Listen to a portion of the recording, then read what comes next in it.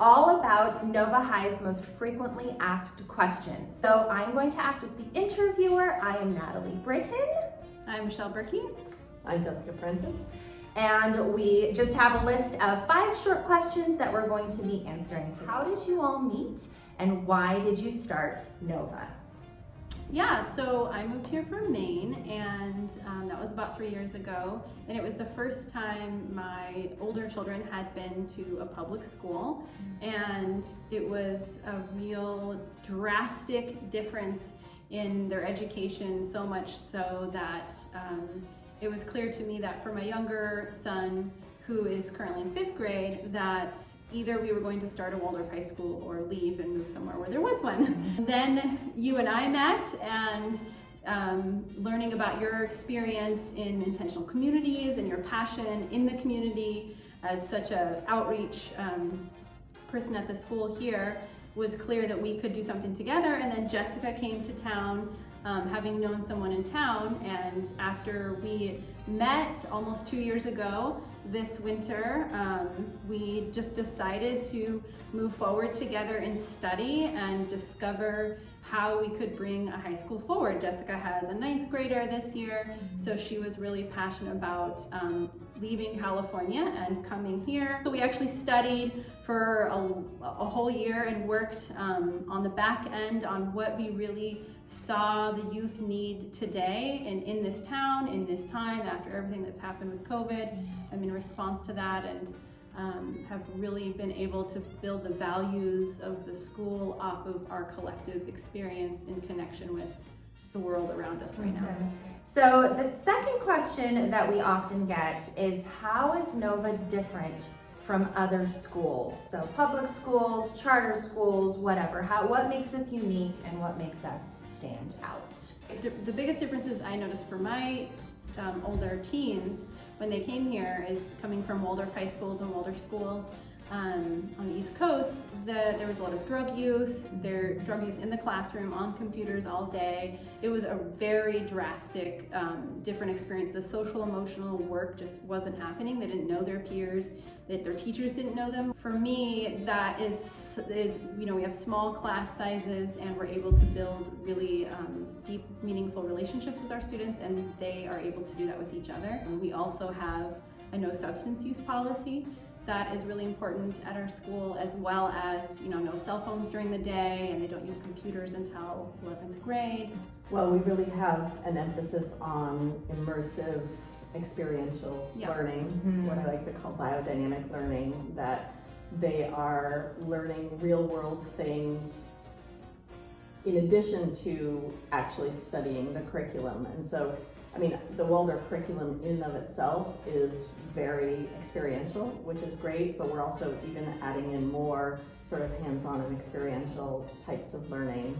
And I think that's pretty different from anything that's happening in other classrooms. We have a culinary program, so that's both for the students to learn about nutrition, but also to get their hands on the food and to make the food that they eat.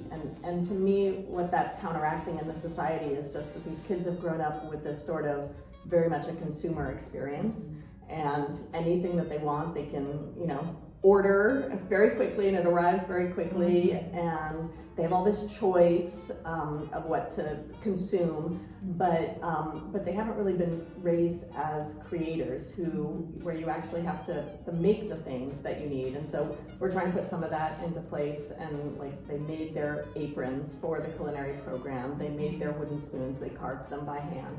So it's again, you could go on Amazon and order a spoon or an apron, but that's not the experience we want these teens to have with us. Totally. They're getting plenty of that Yes. out there in the society, and so to give them an alternative experience of when you put on your apron, you actually made it. You chose the fabric, you chose where the pockets are, it's yours. Totally. We really try as much as possible to, and we will continue developing the programs of internship and community service. And so with their spoons that they carved for this program, they worked with the local folk school and are just mentored and coming into contact with a lot of different people in the community on a weekly basis. Where do you guys stand on hot topic issues such as DEI, medical freedom, and gender and sexuality?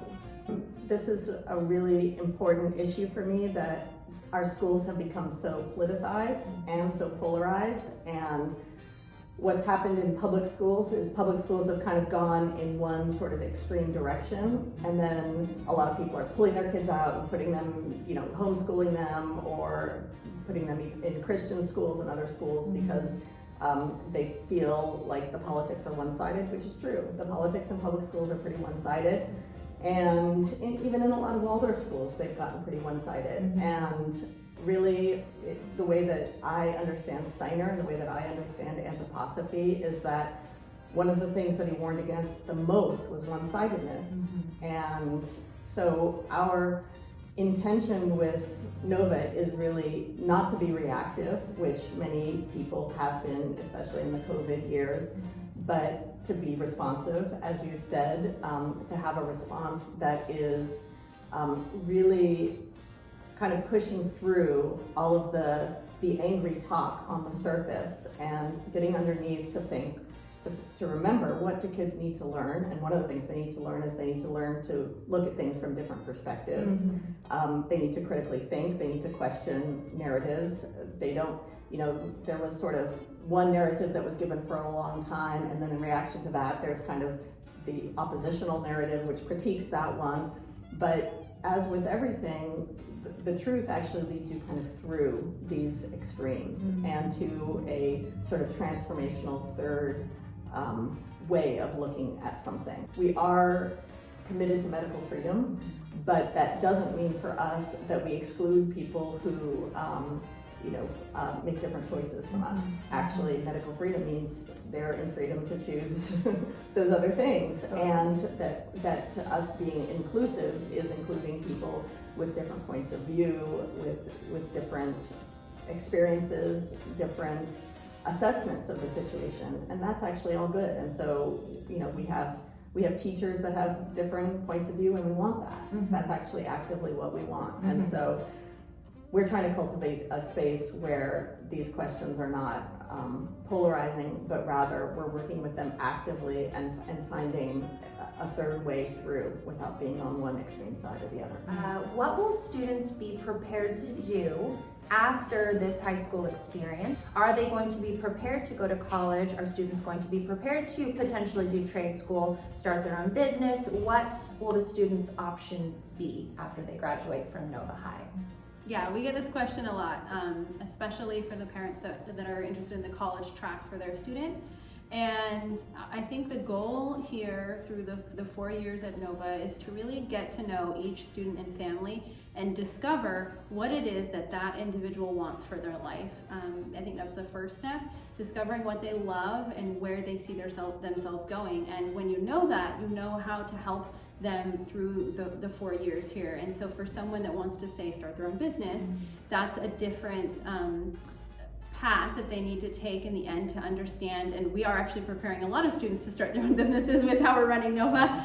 So I feel like any of them could do that. Any of the students could do a trade school that they love. So for those that do want to go down that college path, my personal experience at other Waldorf schools has helped me to learn how to navigate the college world. And so I've learned through my own experience with my own son, who's about to graduate this year from Brandeis University on the East Coast, how to help students that come from a Waldorf high school and want to go into a college, whether it's a state college or private college. For us, that path starts at the end of 10th grade as they start having these conversations. For someone in 9th grade who knows they want to go to college, they do need to start thinking about their GPA, because their GPA does need to be above a 3.7 or so to get into the private colleges. Colleges now are really looking for individuals who can think, who know how to think, who are imaginative and creative, and Waldorf students are really good at that. And the academics are rigorous, so they are really well prepared for that higher level of learning. So we just have one more question left, and that is number 5. How do you hope to see Nova evolve into the future? Yeah, from the very beginning when we did an evening a year ago with the community, we were clear, and this hasn't changed, that we're going to cap our classes at 15, but smaller class sizes, and that's because we really want to take bigger trips. And we already started the year off with our first trip, where we went to Twin Eagles and did like a deep wilderness program there to unify the group. So part of the capping of the class is really to keep the class size manageable enough to travel farther and farther away from this location. Hopefully abroad. Yeah, abroad. We have some abroad plans. Our big dreams, and we don't quite know when this is going to happen. We hope sooner than later. But the big picture dream is to acquire land and to have the students build their own school building. You'll just have to stay tuned and follow along and watch our journey and see how we grow. And in honor of Giving Tuesday, support us however you can, since we are a startup school. Thanks everyone for listening. See you soon.